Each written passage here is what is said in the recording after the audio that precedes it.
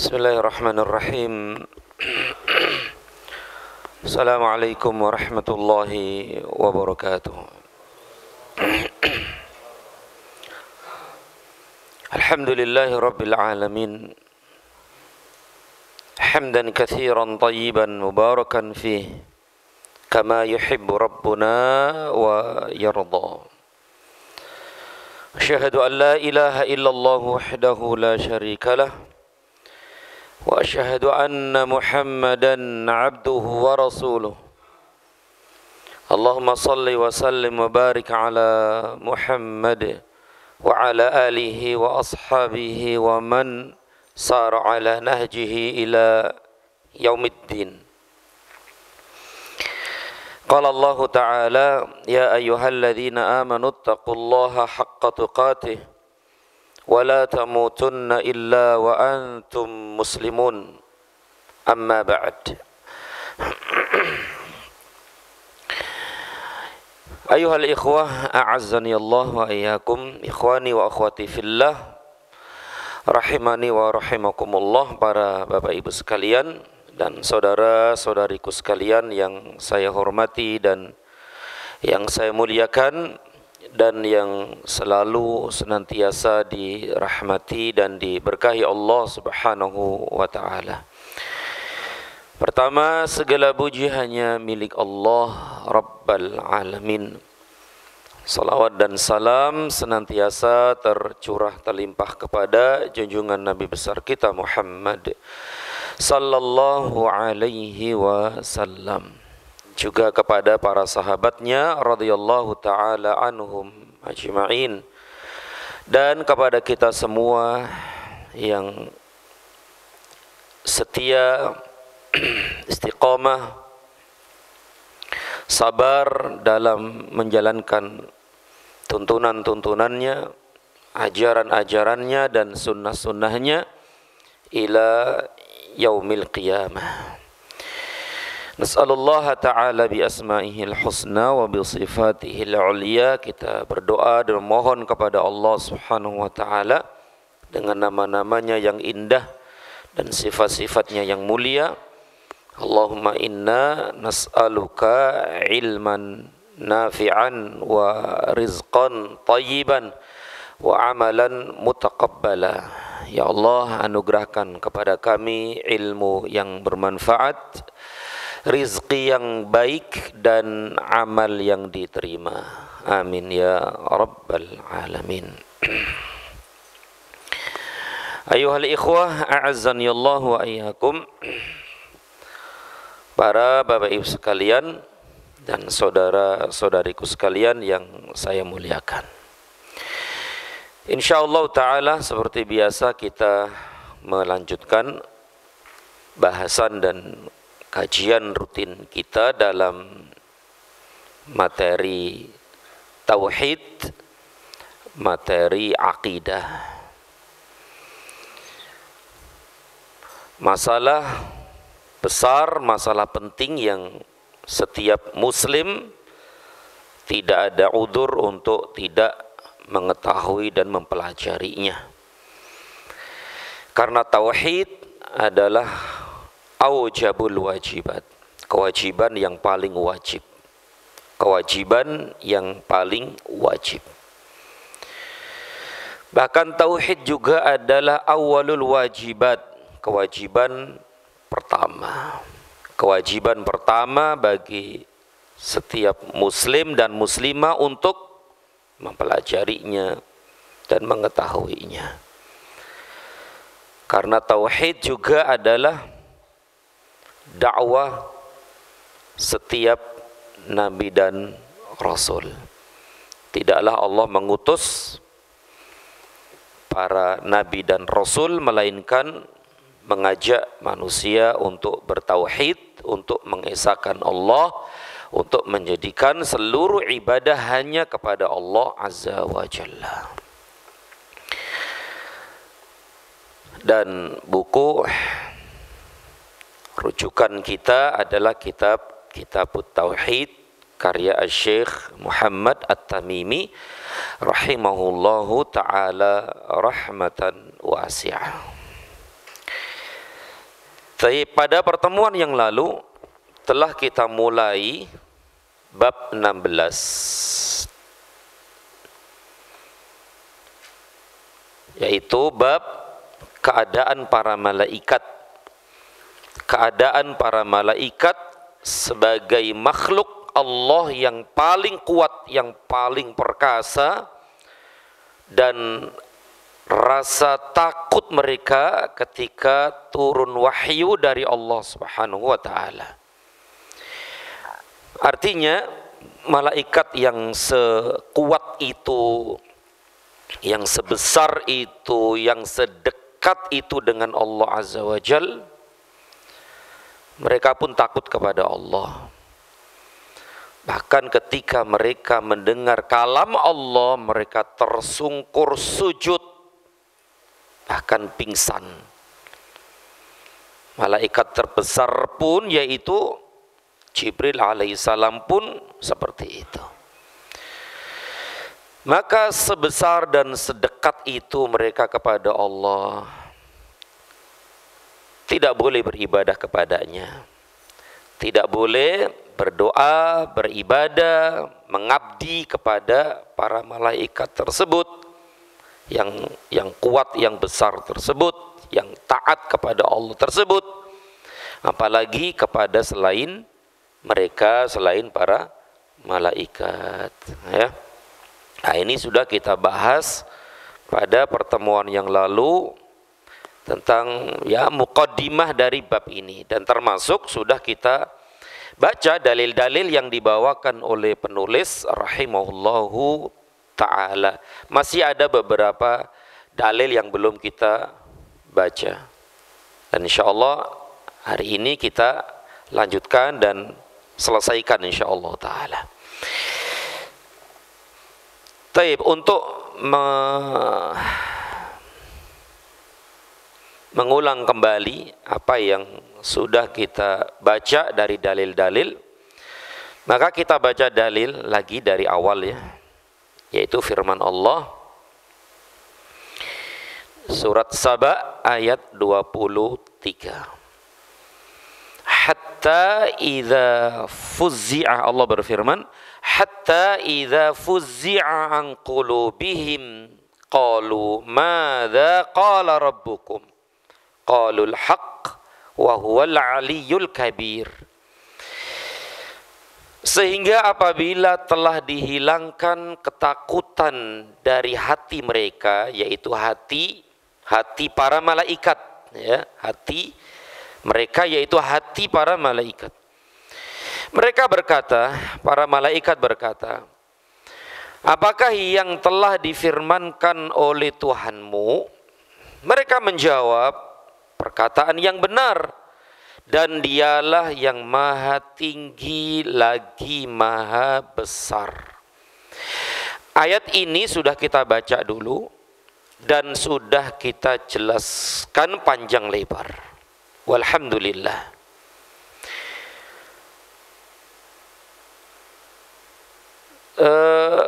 Kemudian penulis rahimahullahu ta'ala membawakan hadis yang sahih, tentu diriwayatkan oleh Imam Al-Bukhari dari sahabat yang mulia Abu Hurairah radhiyallahu ta'ala anhu, bahwa Nabi sallallahu alaihi wasallam bersabda, dan hadisnya cukup panjang, dan ini pun sudah kita baca waktu itu. Kita baca terjemahannya karena dulu sudah kita baca.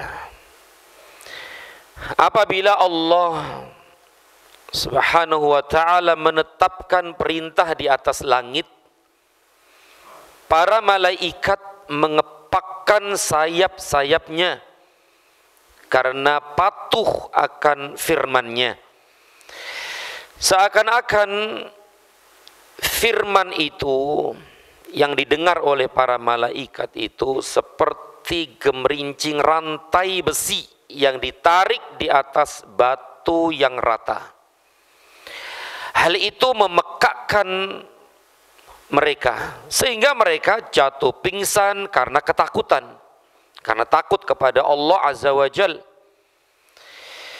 Maka apabila telah dihilangkan rasa takut dari hati mereka, mereka berkata, apakah yang difirmankan oleh Tuhanmu? Mereka menjawab, perkataan yang benar. Dan dialah yang maha tinggi lagi maha besar. Ketika itulah syaitan-syaitan penyadap berita, yaitu wahyu, mendengarnya. Keadaan penyadap berita itu seperti ini. Sebagian mereka di atas sebagian yang lain. Mereka bertumpuk-tumpuk untuk mencuri berita dari atas langit.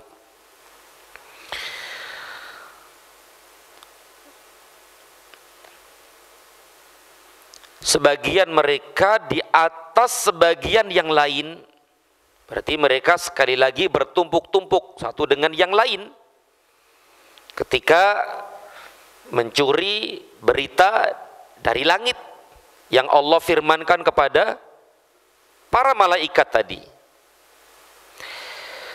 Kemudian digambarkan oleh Sufyan dengan telapak tangannya, yaitu dengan direnggangkan dan dibuka jari jemarinya.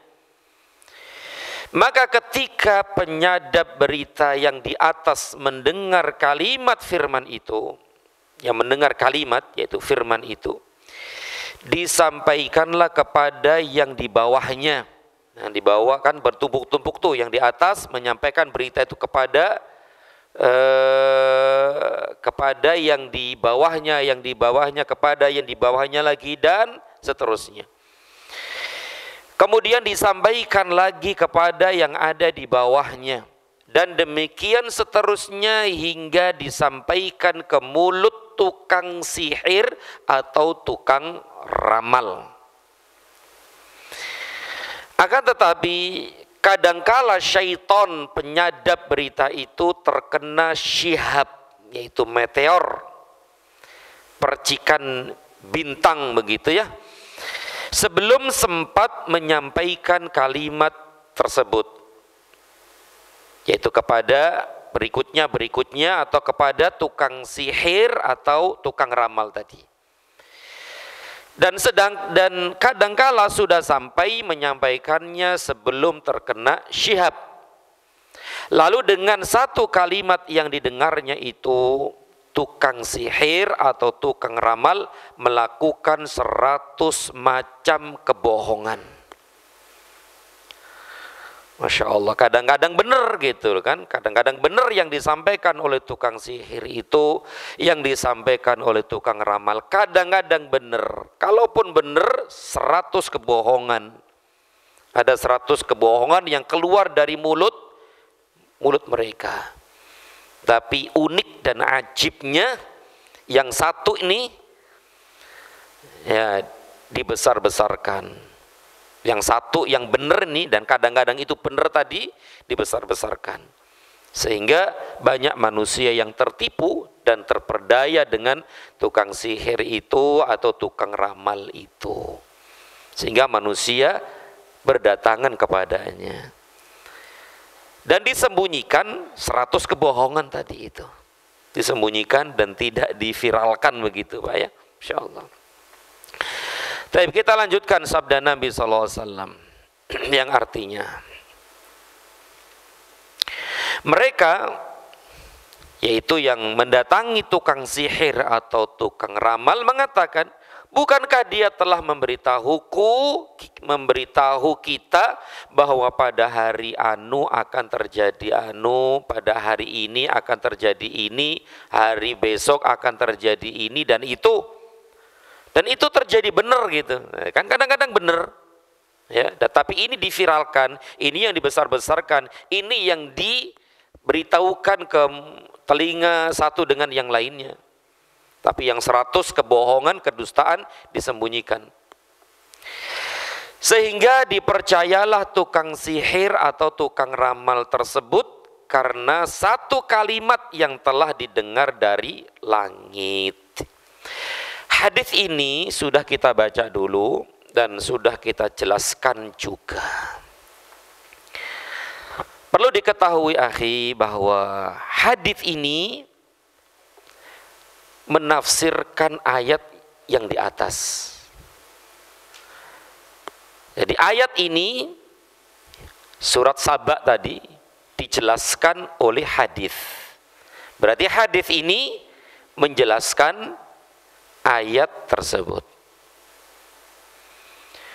Maka dari itu perlu diketahui para ulama apa ini? Para ulama rahimahumullahu taala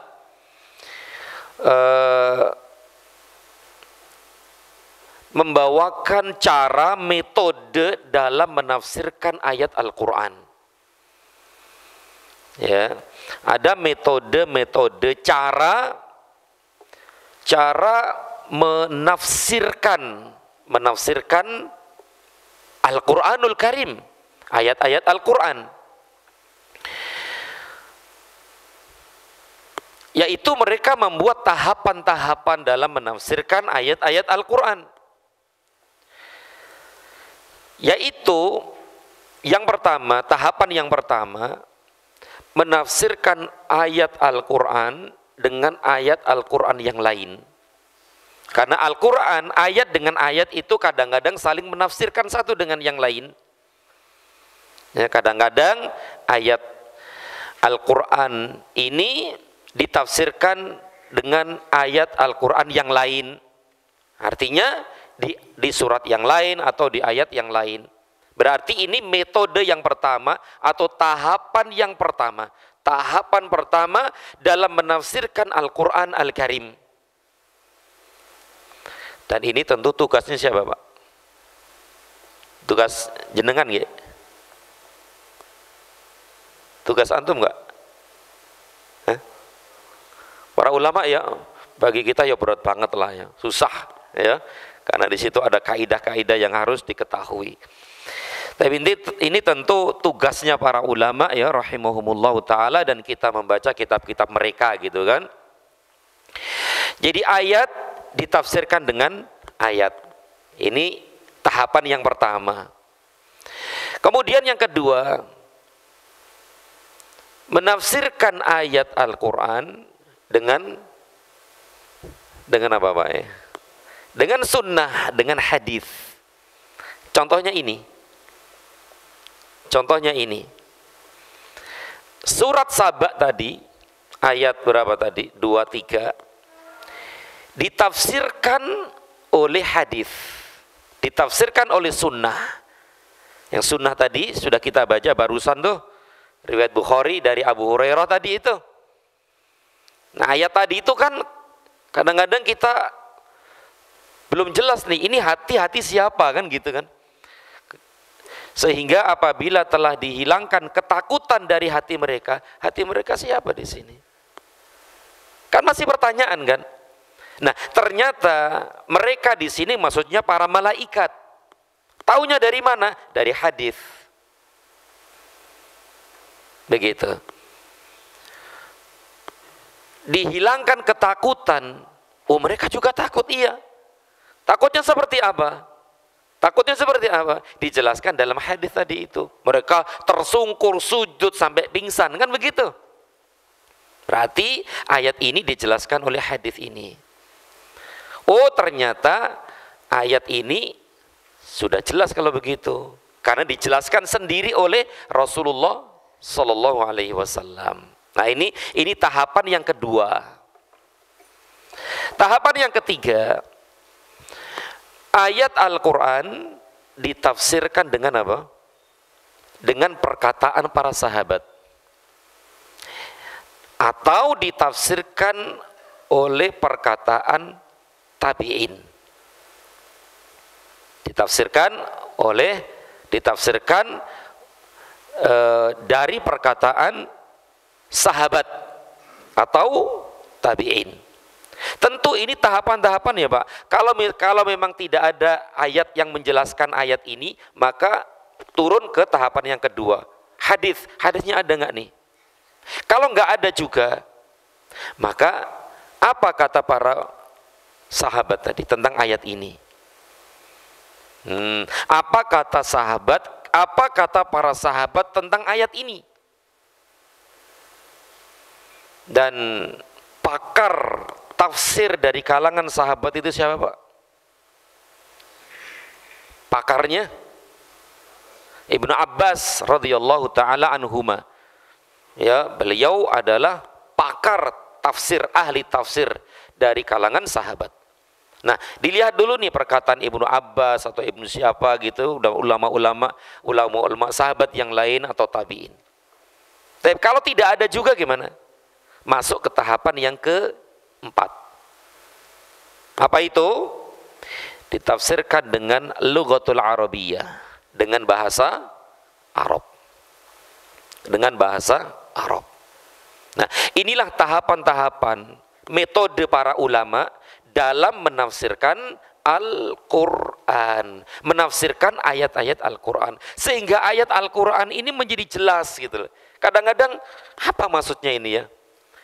Ini maksudnya apa ini? Ini dibawa kemana? Warnanya apa? Gitu kan? Nah, dengan ditafsirkan dengan ayat yang lain, ayat lain menjelaskan ini, ternyata maksudnya adalah ini. Kalau di ayat ini nggak ada nih, di ayat Al-Quran dari awal sampai akhir nggak ada yang menjelaskan ayat ini. Coba lihat hadis, ada nggak nih? Dicari dari awal sampai akhir, berapa hadis, Pak? Ratusan ribu, mungkin jutaan kan gitu. Dibuka semua, ternyata ada nih hadis yang menjelaskan ayat ini. Berarti ayat ini maksudnya adalah ini, warnanya itu, dan seterusnya. Seperti tadi ini. Surat Saba tadi ditafsirkan oleh sabda Nabi SAW, riwayat Bukhari dari Abu Hurairah radhiyallahu taala. Yang dimaksud di sini rasa takut tadi itu pingsan, sujud ya. Kemudian yang pertama kali mengangkat kepalanya adalah Jibril alaihissalam. Masya Allah ya. Ini yang ke berapa tadi? Yang dua ya. Kemudian yang ketiga, kalau tidak ada dalam hadis, coba dilihat perkataan para sahabat nih atau tabi'in. Kalau ada, ini maksudnya begitu. Kalau nggak ada juga, baru terakhir al-lughah al-arabiyyah, dengan bahasa Arab. Dan ini harus diurutkan, akhi. Nggak boleh menafsirkan ayat Al-Quran langsung ke nomor 4 gitu, nggak boleh. Atau langsung ke nomor 3, nggak bisa. Nanti berarti ayat ini ditinggalkan, hadis ini ditinggalkan, perkataan siapa? Perkataan para sahabat ditinggalkan. Kemudian langsung ke bahasa Arab, ini merusak makna arti ayat Al-Quran. Dan inilah kadang-kadang dijadikan sarana bagi orang-orang yang benci kepada Islam untuk menafsirkan Al-Quran seenaknya saja dari sisi bahasa langsung. Sehingga banyak arti, ini, itu. Sehingga penafsiran ayat ini tidak sesuai dengan yang diinginkan oleh Allah dan Rasulnya Shallallahu Alaihi Wasallam. Tayyib, ini tambahan ya metode para ulama dalam menafsirkan ayat-ayat Al-Quran Al-Karim. Akhi fillah azani Allah wa iyyakum.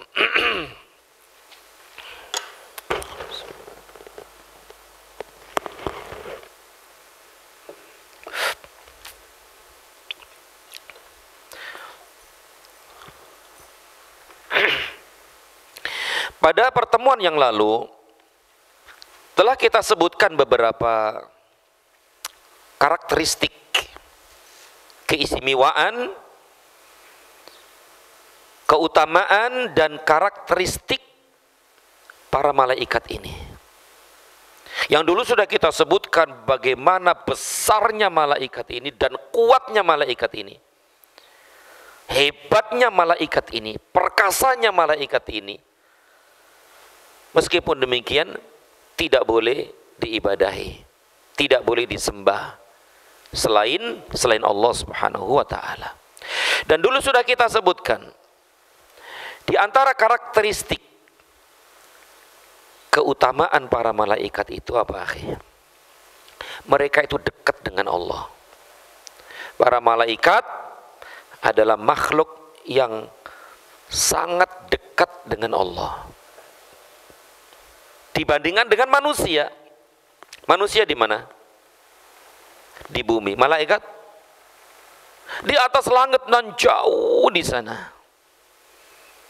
Ini keistimewaan mereka nih, para malaikat. Mereka itu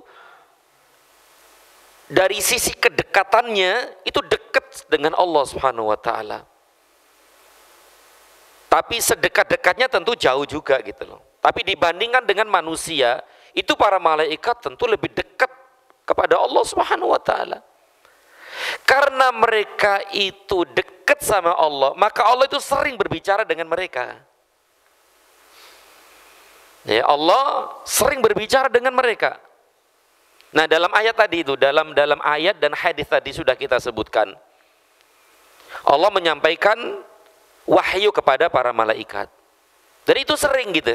Kenapa? Karena mereka itu dekat dengan Allah Subhanahu wa taala. Dibandingkan dengan kita nih yang ada di bumi. Nah, ini termasuk karakteristik ya para malaikat. Dari sisi kedekatan, mereka itu dekat banget dengan Allah Subhanahu wa taala, dekat dengan Allah. Sehingga Allah sering berbicara dengan mereka. Berbicara dan benar bicara ini bisa didengar. Dan para malaikat ini pun paham dengan apa yang dikatakan oleh Allah Azza wa Jalla. Karena pahamnya dan mereka dengar ya wahyu dan perkataan Allah tadi, mereka takut kan begitu, takut, pingsan, sujud, tersungkur di hadapan Allah Azza wa Jalla. Nah, ini dari sisi kedekatan. Kemudian dari sisi ibadah. Dari sisi ibadah, tentu para malaikat ini makhluk Allah yang terus-menerus beribadah kepada Allah. Tidak pernah berhenti, tidak pernah istirahat, tidak pernah capek, tidak pernah letih, dan tidak pernah bosan. Ini dari sisi ibadah. Mereka terus beribadah kepada Allah. Berarti mereka kuat nggak, Pak? Kuat sekali. Jadi dari sisi ibadah mereka itu kuat banget. Tidak pernah bosan, tidak pernah letih, tidak pernah capek, tidak pernah istirahat begitu. Ya Allah. Dibandingkan dengan kita nih, Pak ya. Kita gimana, Pak ya? Sering capek, sering bosan, sering males, sering ini, sering ini. Sering banget atau sering? Sering banget. Nah, kita ini. Subhanallah, Allah berfirman, yusabbihunal laila wan nahara la yaftarun. Mereka tuh para malaikat bertasbih kepada Allah siang dan malam. La yafturun, tidak pernah capek, tidak pernah bosan. Siang, malam, pagi, petang terus memuji Allah. Tak pernah berhenti. Dan tidak pernah capek, tidak pernah bosan. Berarti mereka kuat banget dalam ibadah, kuat banget. Ya Allah, kita bertasbih dalam sehari berapa kali, Pak? Ya paling-paling kan habis sholat, Pak ya. 33 itu kan, atau 25 atau 10 itu. Itu. Di luar itu kadang enggak, kadang iya, kadang enggak atau kadang enggak iya atau iya enggak. Tapi ini kita nih, berarti dari sisi ibadah kita ini jauh banget sama para malaikat tersebut. Padahal mereka makan minum enggak? Para malaikat makan minum enggak? Enggak pernah makan, enggak pernah minum. Tapi tenaganya enggak pernah habis untuk beribadah kepada Allah. Kita ini udah makan, minum, mangan gitu, Pak ya. Tidur, mangan, tidur. Masya Allah. Tapi ibadahnya yang gini-gini baik kan loh. Masya Allah. Ini jauh sama malaikat ini akhifillah subhanallah. Begitu hebatnya, begitu istimewanya, begitu utamanya, mulianya. Ini para malaikat. Dari sisi ibadah seperti itu.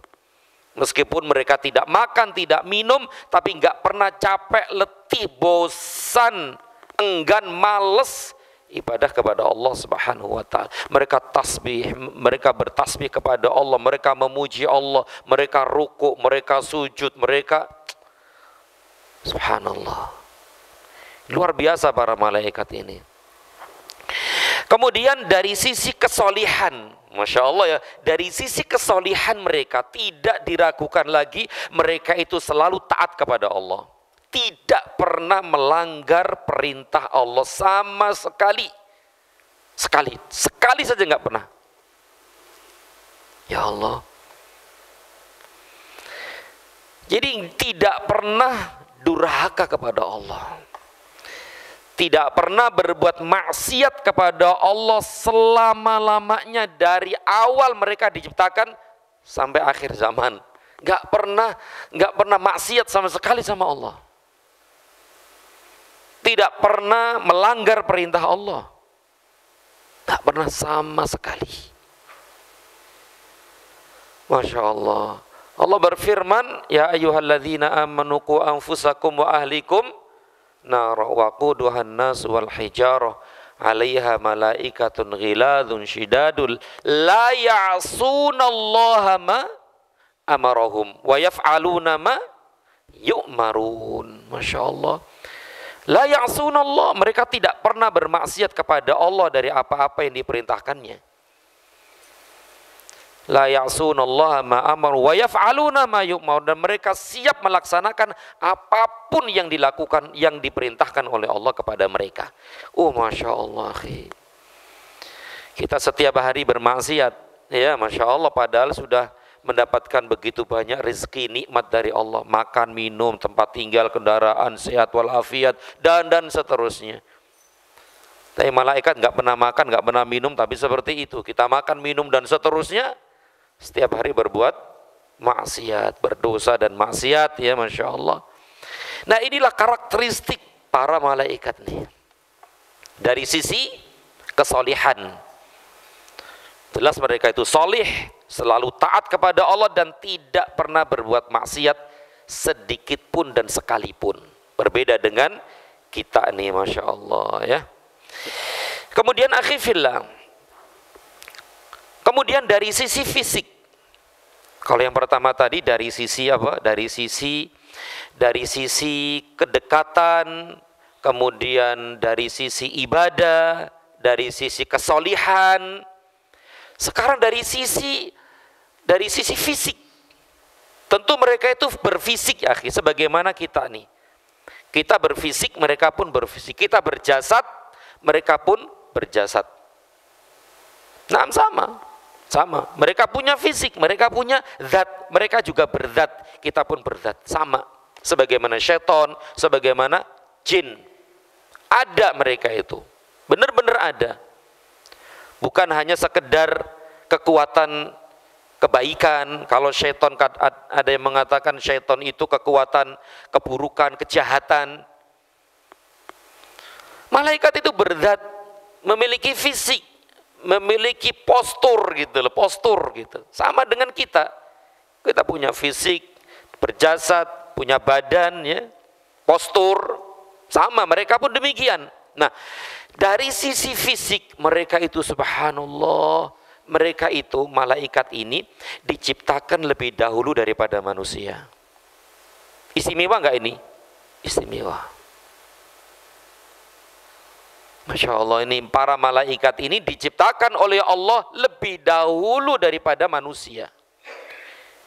Manusia di sini maksudnya siapa? Waktu itu Nabi Adam. Itu lebih awal mereka itu. Oleh karena itu Rasulullah sallallahu alaihi wasallam bersabda, khuliqatil malaikatu min nur. Malaikat diciptakan dari nur, cahaya. Cahaya Bapak. Wallahu a'lam. Cahaya-cahaya apa? Tentu cahaya yang mungkin kuat banget. Karena cahaya itu kan dari itulah Allah menciptakan malaikat. Makanya malaikat itu cepat banget gitu loh. Cepat banget. Langit ini, langit itu, bumi, langit, cepat banget gitu. Cahaya. Kemudian wa khuliqal janna mim marijim minnar, dan jin diciptakan dari api. Kemudian sedangkan manusia Adam mimma wusifa lakum, yaitu sedangkan Adam diciptakan dari tanah. Nah, hadis ini jelas menunjukkan, dan hadis-hadis yang lain menunjukkan bahwa para malaikat itu diciptakan lebih awal daripada Adam alaihissalam. Dan jaraknya berapa, Pak? Ya, wallahu a'lam. Nah, ini termasuk keistimewaan mereka nih, para malaikat. Ya, dan karakteristik mereka, yaitu mereka diciptakan terlebih dahulu daripada manusia. Kemudian mereka punya sayap. Masya Allah, mereka punya sayap. Ini dari fisik mereka. Mereka diciptakan lebih dahulu daripada manusia, dan mereka memiliki sayap, dan sayap mereka itu besar banget, kuat banget. Dengan sayap itulah mereka itu bisa terbang secepat mungkin, lebih cepat dari kecepatan cahaya ya. Dalam waktu sekejap langit ini, sekejap langit sana, sekejap bumi, sekejap, Masya Allah, cepat banget mereka itu pergerakannya. Karena mereka itu bersayap, dan sayapnya besar-besar sekali, kuat sekali. Masya Allah. Dulu sudah kita sebutkan, Jibril itu punya sayap berapa? 600.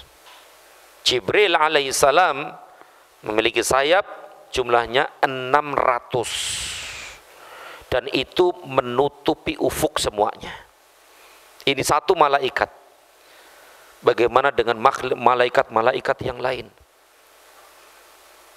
Masya Allah ya, mereka bersayap. Allah berfirman, ja'ilil malaikati rusulan uli ajnihatin mathna wa thulatha wa ruba' wa yazidu min khalqihi ma yasha. Allahu Akbar. Allah yang telah menjadikan para malaikat sebagai rusula. Apa rusul? Utusan. Allah menjadikan para malaikat itu sebagai rusulan, utusan. Itu menyampaikan wahyu, perintah ini, hujan, gempa, longsor, itu yang melakukan adalah para malaikat itu dengan izin Allah. Allah yang telah menjadikan para malaikat sebagai utusan, yang mereka itu memiliki berapa sayap? Ajnihatin, ajnihah itu sayap-sayap, mathna wa thulatha wa ruba'. Ada yang memiliki 2 sayap, 3 sayap, 4 sayap. Wa yazidu min khalqihi ma yasha, dan Allah menambah apa-apa yang dia ciptakan, wa yazidu min khalqihi ma yasha, dan Allah Subhanahu wa taala menambah dari ciptaannya sesuai dengan apa yang dia kehendaki. Berarti bisa lebih dari 4 enggak? Ya bisa. 4, 5, 6 terus sampai Nabi, sampai Jibril ada 600 tadi itu. Ya Allah, ini ayat jelas gamblang tegas bahwa mereka itu bersayap. Mereka itu berfisik, berjasad, dan memiliki postur.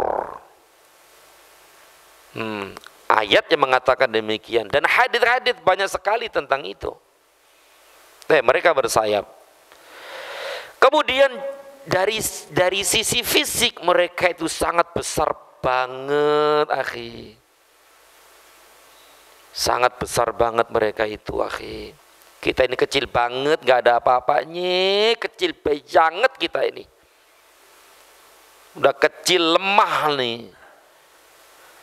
Malaikat besar banget, akhi, ya Allah, besar banget. Dan dulu sudah kita sebutkan nih hadis Nabi SAW, bahwa Nabi SAW diberikan izin oleh Allah untuk memberitahukan nih kepada kita tentang besarnya salah satu malaikat pemikul arsy. Pemikul arsy. Apa kata Nabi? Jarak antara syahmati udhunihi, yaitu telinga nih, daun telinganya, ila atiqihi, yaitu pundaknya, 700 am, 700 tahun perjalanan. Hadisnya sahih. Ya Allah, ini satu malaikat yang dia ini tugasnya memikul arsy Allah Azza wa Jalla. Dari daun telinganya nih sampai pundak, 700 tahun perjalanan. Belum pundak ke bawah, belum telinga ke atas. Ini dari sini aja 700 tahun perjalanan, akhi. Ini satu malaikat. Ya Allah, berarti mereka itu memang besar banget, akhi. Ini perkara gaib ya, ini perkara gaib yang hanya kita meyakini dan mengimani saja. Dan alhamdulillah kita nggak diperlihatkan. Kalau diperlihatkan gimana, Pak? Nah, yes. Alhamdulillah Allah tidak memperlihatkan makhluk-makhluk yang besar ini. Ya mungkin kalau diperlihatkan ya nggak muat gitu ya, bumi nggak muat gitu ya, insya Allah. Nah ini dari sisi fisik, akhi, masya Allah. Apalagi dari sisi kekuatannya, masya Allah. Negeri kaum Nabi Lut yang ketika Allah menghukum mereka, Pak, yang mereka berbuat membuat kerusakan yang sangat hebat. Apa itu? Kaum Nabi Lut, Allah hukum mereka dengan apa? Negeri mereka diangkat. Dan ternyata siapa yang mengangkat ini? Malaikat. Ini bumi yang masya Allah, negeri yang begitu luas, yang begitu besar, yang begitu tebal, yang begitu berat, diangkat sedikit aja tuh oleh malaikat. Ke atas, jauh ke atas sampai tinggi sana, kemudian dibalik, zet. Ini satu malaikat misalnya begitu, satu malaikat bisa mengangkat seperti itu. Allahu Akbar. Dan kisah yang sangat masyhur ketika Nabi SAW diusir dari Taif. Nabi ditawari apa, Pak? Diangkat tuh gunung, kemudian dilemparkan kepada mereka. Kan begitu. Beliau mau nggak? Terima nggak tawaran itu, Pak? Terima? Ya enggak lah. Kalau seandainya iya udah angkat aja, bener diangkat nggak? Ya bener diangkat. Gunung yang begitu besar. Kisahnya sangat masyhur, antum juga di sini juga ada kajian sirah kan itu. Ketika Nabi diusir dari Taif, dilempari batu dan seterusnya, ditawarkan kepada Nabi SAW, maukah kalau gunung ini diangkat tuh, kemudian dilemparkan kepada mereka orang-orang musyrikin? Nabi, jangan. Seandainya oke, angkat. Diangkat bener nggak? Ya diangkat bener dan dilemparkan kepada mereka. Tapi Nabi adalah Nabiyur Rahmah. Beliau adalah seorang Nabi yang penuh dengan rahmat dan kasih sayang. Gak mau seperti itu. Nah, ini menunjukkan, akhi, malaikat itu besar banget, kuat banget. Sebegitu hebatnya mereka itu, dari sisi ketaatan, dari sisi ibadah, dari sisi kedekatan, dari sisi fisik dan seterusnya. Pun demikian tidak boleh seorang pun beribadah kepada mereka Tidak boleh menyembah mereka, minta-minta kepada mereka, enggak boleh. Padahal mereka itu juga takut kepada Allah Subhanahu wa ta'ala. Ini tambahan dari apa yang sudah kita jelaskan dulu. Taib. Masih ada waktu enggak, Pak? Masih ya, sedikit lagi ya. Ternyata masih ada satu hadis lagi ini, bab ini. Halaman berapa itu, akhi? Halaman 60. Halaman 60.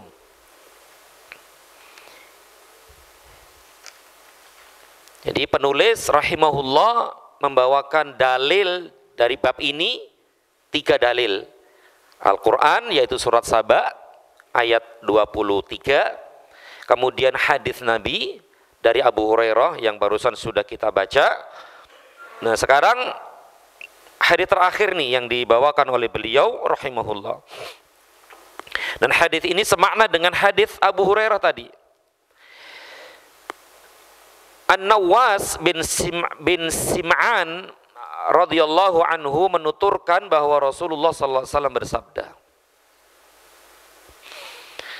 yang artinya, atau kita baca hadisnya, idza aradallahu ayyuhiya bil amri takallama bil wahyi akhadhatis samawati minhu rajfah au qala ra'dah syadidah khaufan minallah.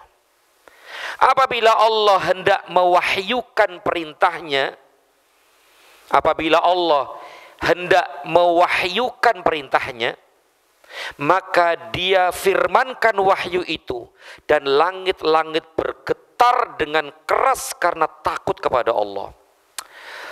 Ini berita dari langit, akhi. Ini berita gaib.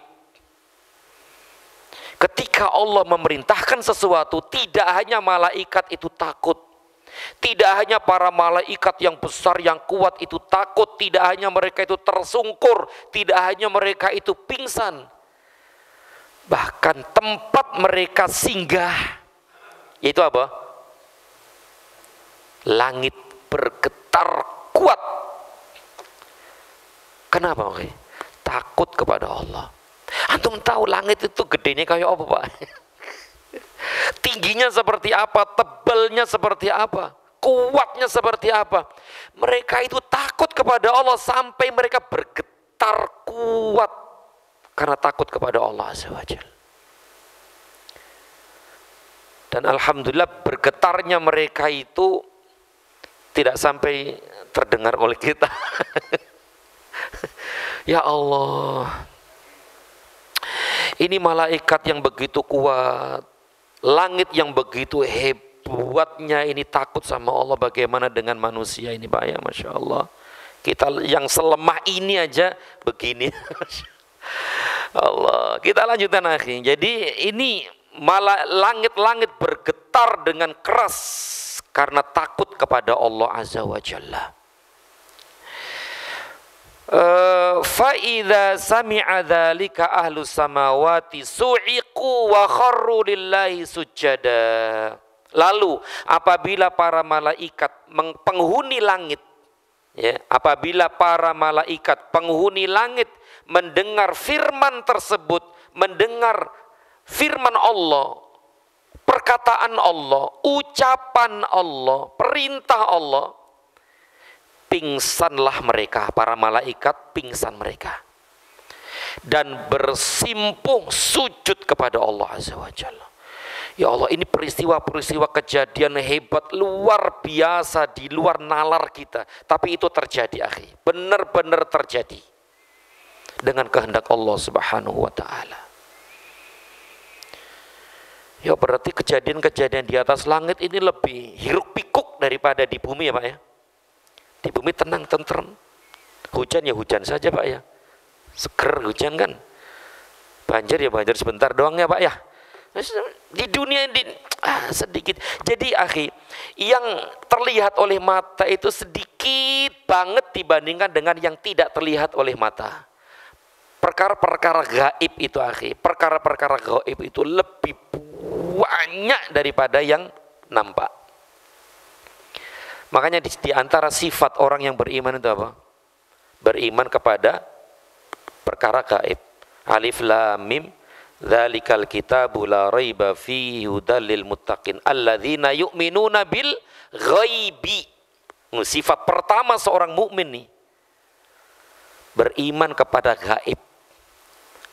Karena gaib itu banyak banget, ada jin, ada syaitan, ada alam ini, ada alam itu, ada surga, ada neraka, ada pahala, ada ganjaran, malaikat, kemudian Allah, arsy, kemudian kursi, dan seterusnya. Semua itu gaib, akhi, gaib. Ini harus kita imani ini. Dan keimanan ini akan dimintai pertanggungjawaban oleh Allah Subhanahu wa taala nanti di akhirat. Tapi kita lanjutkan dikit lagi. Pingsanlah mereka dan bersimpuh sujud kepada Allah. Fayakunu awwala man yarfa'u ra'sahu Jibril. Maka malaikat yang pertama kali mengangkat kepalanya dari sujud, dari pingsan tadi adalah Jibril alaihi salam. Pertama kali yang mengangkat kepalanya adalah Jibril. Fayukallimuhullahu min wahyihi bima arad. Dan ketika itu Allah firmankan kepadanya apa yang dia kehendaki dari wahyunya. Thumma yamurru Jibrilu alal malaika. Kemudian Jibril melewati para malaikat. Kullama marra bisama'in sa'alahu malaikatuha. Setiap dia, yaitu Jibril tadi itu, setiap Jibril melalui satu langit, malaikat penghuni langit satu tadi bertanya kepadanya, Madza qala rabbuna ya Jibril? Apakah yang telah difirmankan oleh Tuhan kita wahai Jibril? Masya Allah ya. Apakah yang telah difirmankan? Apakah yang telah diperintahkan? Apa yang telah diucapkan oleh Allah? Wahai Jibril, apa nih? Ini kata malaikat yang ada di langit. Kan langit ada berapa Pak? 7 kan? Nah setiap langit kan ada penghuninya. Tuh 2, 3, penghuninya banyak banget. Nah setiap Jibril ini turun, kan dari langit ke-7 nih. Ke-7 turun ke langit 6, 5 dan sampai seterusnya sampai 1 nih, malaikat-malaikat yang ada di sini bertanya kepada Jibril, Allah tadi perintahkan apa? Allah tadi berfirman tentang apa? Wahai Jibril. Nah, begitu ya, Masya Allah ya. Kemudian Jibril menjawab, Qalal haq. Dia, yaitu Allah, firmankan yang benar. Qalal haq, ya, dia firmankan yang benar. Wa huwal aliyyul kabir, dan dialah yang maha tinggi lagi maha besar. Berarti potongan hadis tadi ini kan sama dengan ayat tadi kan Pak ya? Sama enggak? Sama kan? Sama. Qalal haq wa huwal aliyyul kabir. Sama, berarti hadis ini juga menafsirkan ayat tadi itu. Menjelaskan tentang ayat tadi, surat Saba tadi. Kemudian fayaquluna kulluhum mithla ma qala Jibril. Dan seluruh malaikat pun mengucapkan seperti yang diucapkan oleh Jibril itu. Apa yang dikatakan Jibril? Qalal haq. Qalal haq. Qalal haq wa huwal aliyyul kabir. Qalal haq wa huwal aliyyul kabir. Semua jadi bergemuruh langit itu dengan ucapan ini. Subhanallah. Seperti apa ya wallahu alam. Ya, seperti apa? Kaifiyah caranya seperti apa? Wallahu a'lam. Tapi inilah yang diberitakan oleh Allah melalui lisan Rasulullah SAW yang mulia. Kemudian fayantahi Jibrilu bil wahyi ila haitsu amarahullah. Demikianlah sehingga Jibril menyampaikan wahyu tersebut sesuai yang telah diperintahkan Allah kepadanya. Makanya tadi kan ketika Jibril ngasih tahu malaikat yang lain, Allah berkata ini. Didengar oleh siapa tadi? Hadis sebelumnya. Oh, setan-setan penyadap berita itu. Kemudian ketika mereka mendengar berita itu, disampaikan kepada setan yang ada di bawahnya. Di bawahnya, estafet gitu loh Pak. Di bawahnya dia sampai kepada tukang sihir atau tukang ramal. Berarti kadang-kadang benar kan? Kadang-kadang benar karena aslinya ada dari sini, dari langit. Kadang-kadang mendengar belum sampai ke berita yang selanjutnya, mereka terkena apa Pak tadi? Syihab tadi loh, syihab. Meteor atau percikan-percikan bintang itu. Ada yang mati, ada yang terluka. Sehingga berita yang dari atas tidak sampai kepada yang ke bawah, di bawahnya. Yang di bawahnya mungkin ke bawahnya kena syihab dan seterusnya. Kadang-kadang kena, kadang-kadang tidak, sesuai dengan kehendak Allah Subhanahu wa ta'ala. Nah, inilah akhi fillah ya, azanillahu wa iyyakum. Bab yang menunjukkan bahwa hendaklah kita beribadah hanya kepada Allah, minta hanya kepada Allah, menyembah hanya kepada Allah, dan tidak boleh kepada makhluk Allah Subhanahu wa ta'ala. Meskipun sehebat apapun makhluk itu, tetap mereka itu takut kepada Allah Subhanahu wa ta'ala. Ya, ini kepada malaikat. Dan bab berikutnya dan akan kita bahas nanti insyaallah tentang Nabi kita sallallahu alaihi wasallam. Nabi kita sallallahu alaihi wasallam pun tidak patut untuk kita mintai dan seterusnya. Wallahu a'lam bishawab. Barangkali sampai di sini dulu apa yang dapat kita bahas. Mudah-mudahan bermanfaat, dan pada pertemuan yang akan datang kita lanjutkan bab ke-17, yaitu tentang syafaat, wallahu a'lam bishawab. Mudah-mudahan bermanfaat, dan lebih kurang mohon maaf. Yang benar dari Allah Subhanahu wa ta'ala, yang salah dari diri saya dan dari syaitan dan sedikitnya ilmu saya. Dan semoga Allah mengampuni kita semua, dan semoga Allah Subhanahu wa ta'ala mencurahkan hidayah dan taufiknya kepada kita sekalian. Amin ya rabbal alamin. Wa sallallahu ala Muhammad wa ala alihi wa sahbihi wa sallam.